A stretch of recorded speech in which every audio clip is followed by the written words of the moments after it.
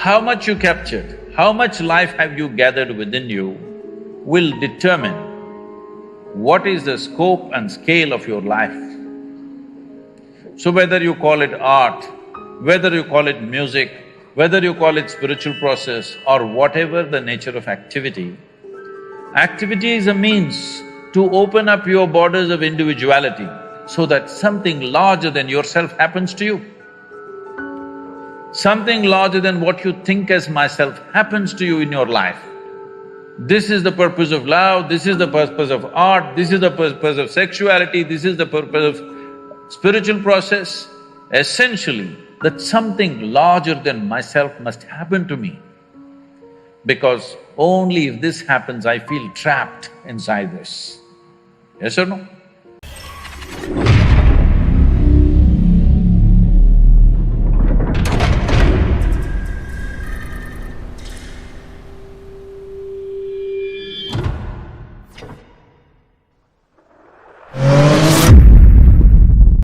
If you want to explore life, because you can only explore life, you cannot explore art, you cannot explore spirituality, you cannot explore something, you can only explore life. Yes? Well, you may look at it from a certain perspective. Somebody may look at it in an artistic way, in an aesthetic way, in a musical way, in a spiritual way, but essentially we're exploring life. Even if you are looking at inanimate things, you're only exploring life because nothing happens outside of you. Everything that happens only within you, isn't it? So the only thing that you're experiencing is life.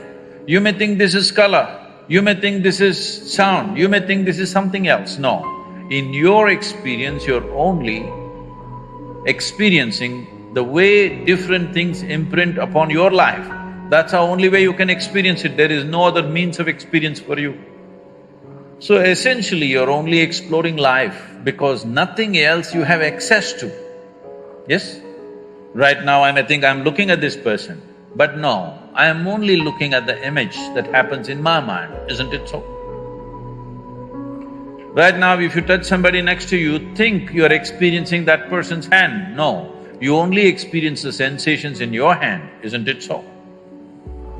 So your entire experience of life is absolutely within you. That means you are capable of experiencing only this one life. So is it a trap that you can only experience this? No.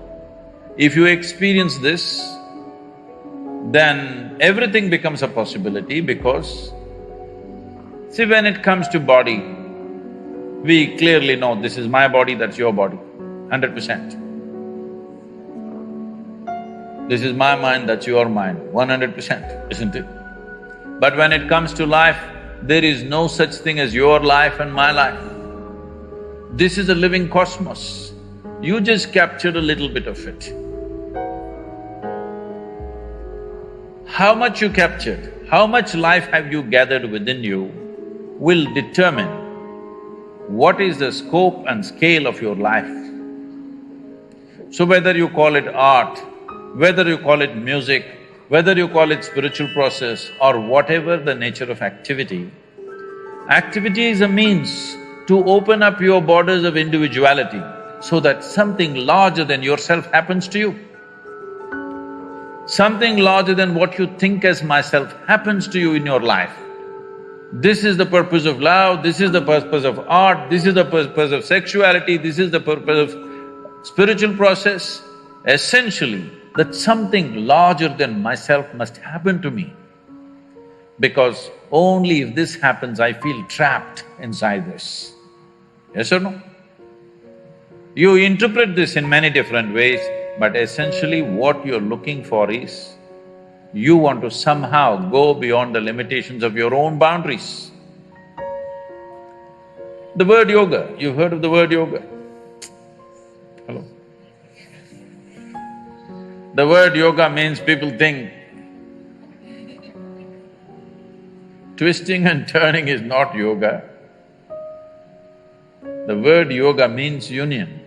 Union means if you sit here, there is you and the universe. If you sit here tightly, fixed, with your boundaries. It is you versus the universe. You versus universe is a stupid competition. Hello? Those of you who are like this all the time, it's an absolutely idiotic competition between you and the universe.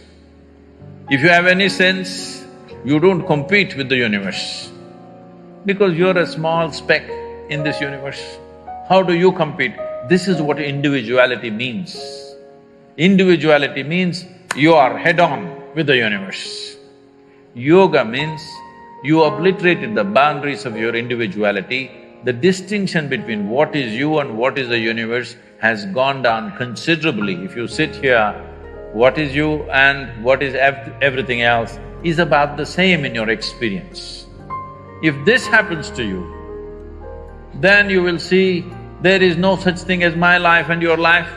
There is just one big life happening. This experience is needed.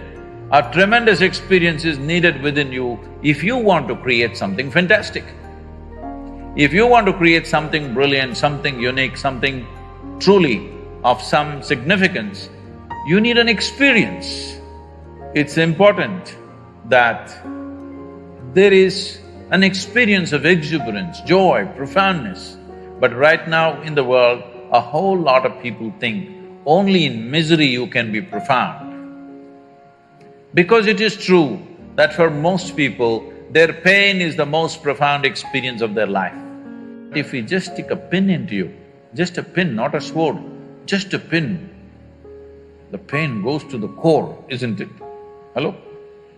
Just a little pin, 1-inch pin, if I stick it, so deep. So pain becomes profound much more easily. So a lot of people think pain is the source of profoundness. This has to change.